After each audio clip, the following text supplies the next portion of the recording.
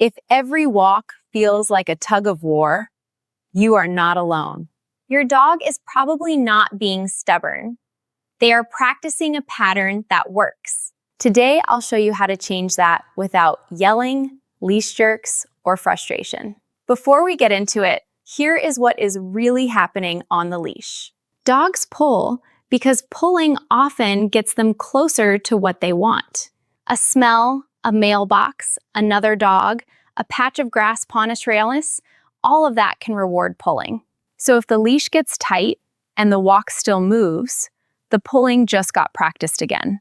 That is not dominance. Most of the time, it is excitement, habit, and reinforcement history. And this is where owners usually make the first big mistake. They keep moving on a tight leash. Then they repeat cues or start yelling, but the dog still has no clear walking skill. I had a client with a young lab named Cooper who pulled hard the second they left the driveway. By the second house, his owner was frustrated, and Cooper was even more wound up. She thought he was ignoring her, but really, he had learned that pulling made the walk happen. So instead of asking, "How do I stop my dog from moving?" ask, "What makes the walk move?" The first tool is leash pressure. Your dog needs to learn how to follow it, not fight it.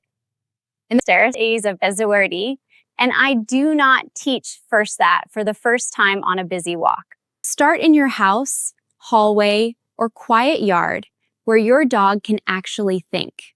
Put the leash on, apply the lightest steady pressure to one side, and wait.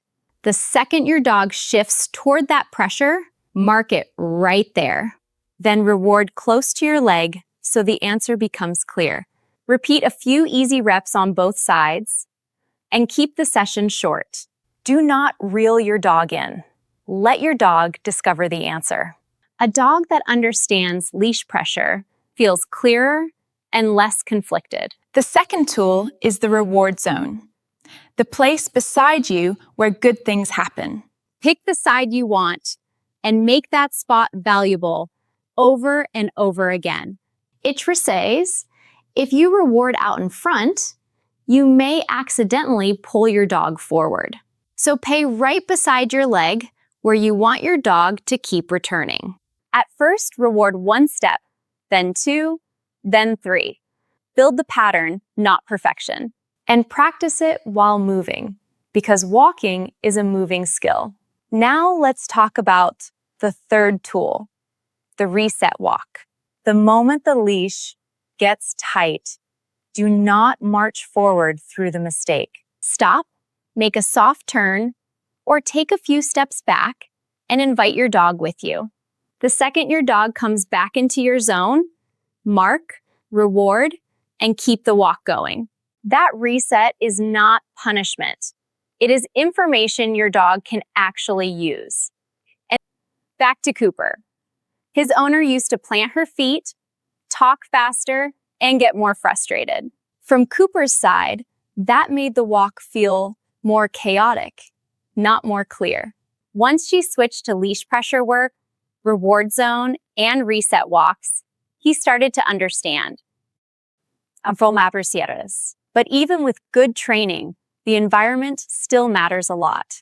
If your dog is scanning, lunging, or too stressed to eat, the picture is probably too hard.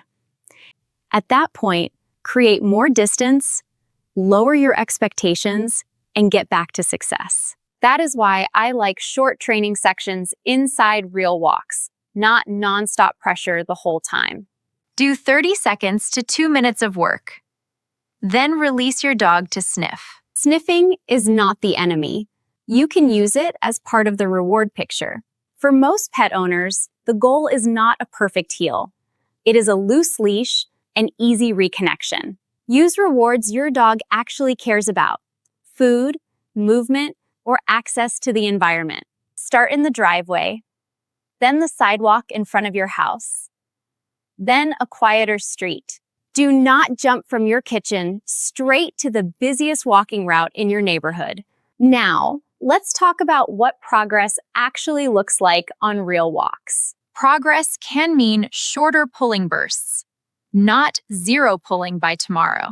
It can mean faster check-ins and less time spent living at the end of the leash. It can mean the leash feels softer, even before the walk looks polished. One thing that slows progress down is inconsistency. One person resets, another person gets dragged. A harness can help with comfort, but no piece of gear replaces training clarity. If your dog is showing panic, intense fear, or aggression on walks, get qualified help. For everyday pulling, come back to these 3 pieces: leash pressure, reward zone, and reset walks. That is exactly what changed things for Cooper and his owner. At first, they only got 1 or 2 good steps. Then he started checking back in sooner. A week later, she told me the walks finally felt less like a battle and more like teamwork. That is the real goal: more clarity for your dog and less tension for both of you. So here going to be dessa isurin kalpatai.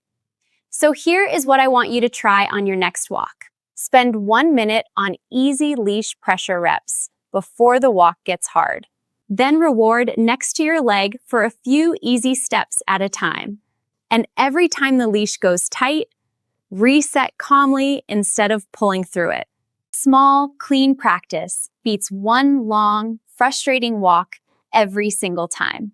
Your dog does not need harsher corrections. Your dog needs clearer information.